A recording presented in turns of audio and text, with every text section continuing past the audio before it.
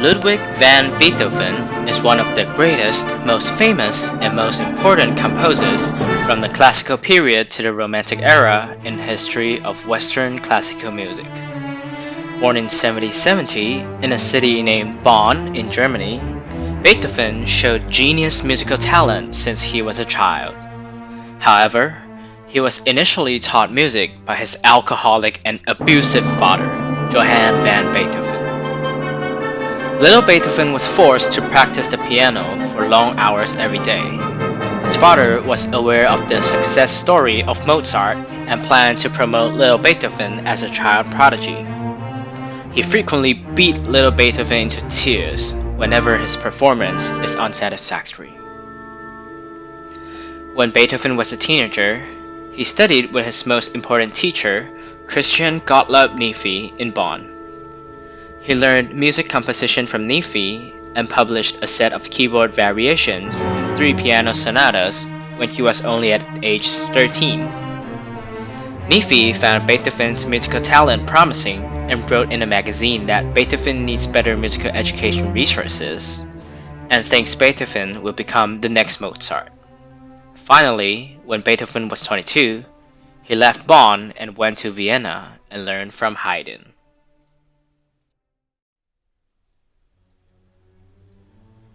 It wasn't a happy time for Beethoven to learn from Haydn, not only because Haydn didn't push much time into him, but Beethoven was also a bit stubborn and insist on his original ideas for music. Once Haydn has criticized Beethoven's composition being catering to the public taste and can be easily performed by amateurs, but Beethoven thinks that music should not be exclusive for upper-class people. This reflects the conflict between classicalism and romanticism at that time. After Haydn left Vienna, Beethoven rose quickly in his music career in Vienna. He composed a lot of pieces including his first, second, and third symphony, and also gained a lot of public reputation through performances. However, Beethoven was also worried about his ear disease. His ears sometimes ring for no reason. As the time comes to the 19th century, Beethoven was inspired by Napoleon and the French Revolution, which is the start of his heroic period. This was the peak period of Beethoven's composition, and he composed a lot of heroic style pieces at that time. In the following 10 years, he finished his 4th to 8th symphony. However, as Beethoven grew older, his ear disease has become more severe. He described the iconic theme from his 5th symphony, bum bum bum bum, as the sound of destiny knocking on his door.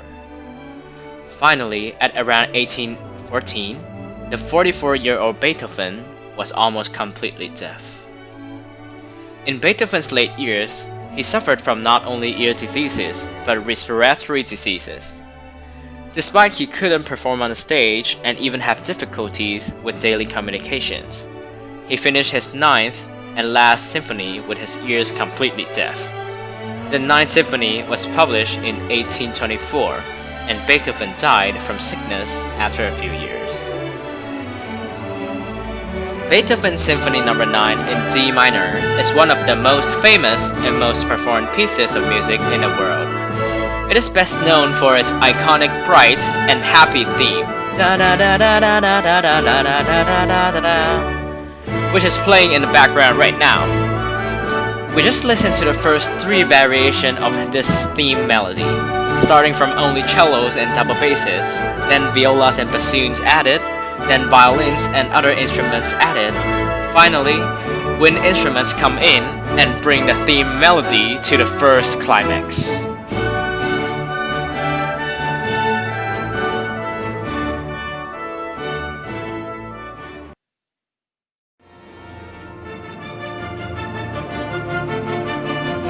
This main theme is sung with text in the 4th movement of Symphony No. 9 by 4 vocal soloists and a chorus, and it is the first example of a major composer using voices in a symphony at that time.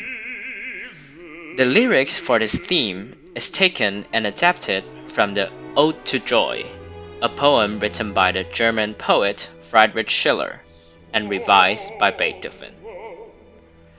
In this section, a repeat of the introduction with a lot of tension comes first.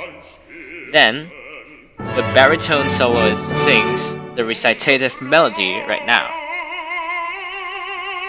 The text in English is saying, "Oh, friend, not these sounds. Let us instead strike up more pleasing and more joyful ones. Joy, joy."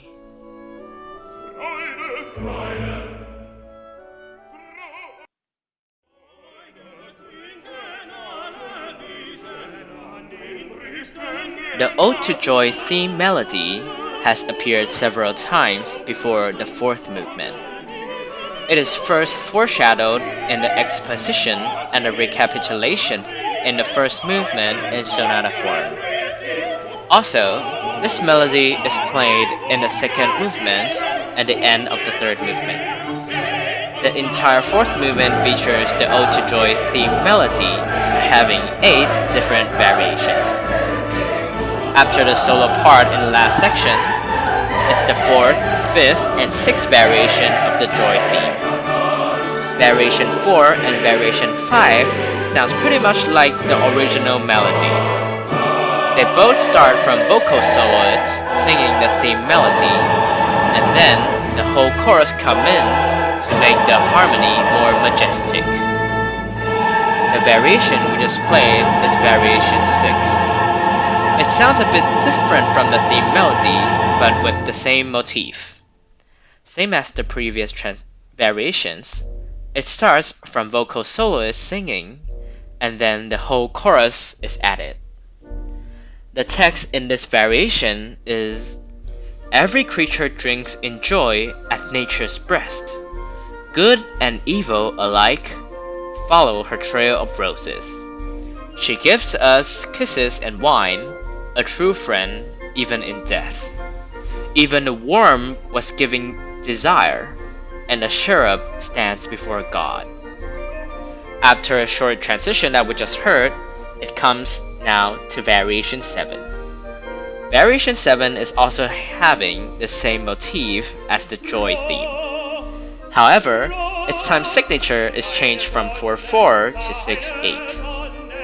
This variation is in a more military music style.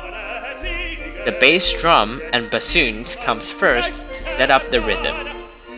Then, the triangle, the bow, and the woodwinds come in, which creates a lively tone and delightful rhythm. And finally, the tenor soloist that you're hearing right now comes in to add more color to the sound. The text in this variation is, "Gladly, just as his sons hurtle through the glorious universe, so you, brothers, should run your course, joyfully, like a conquering hero."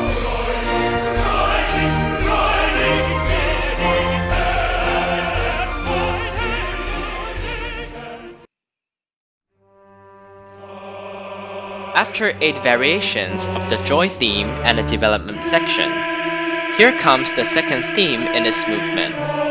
This theme is called "Be Embraced Millions."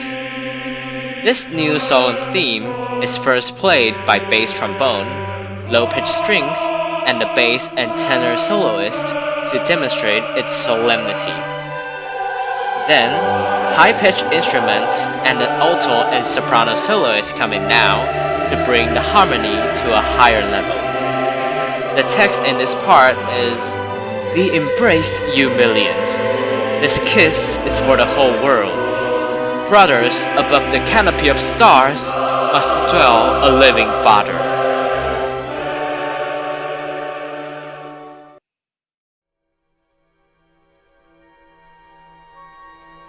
After the second theme, right now is a transition in a dominant key, which gives a lot of tension. Then, be ready, we're going to the recapitulation.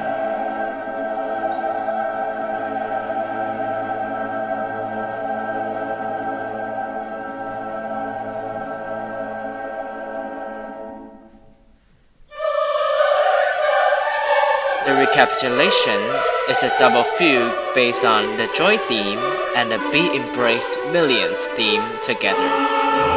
The texts from the two themes are also sung together. It is unbelievable that Beethoven designed the two themes with completely different color and then combined them together in the recapitulation in such a great harmony that you can hear right now.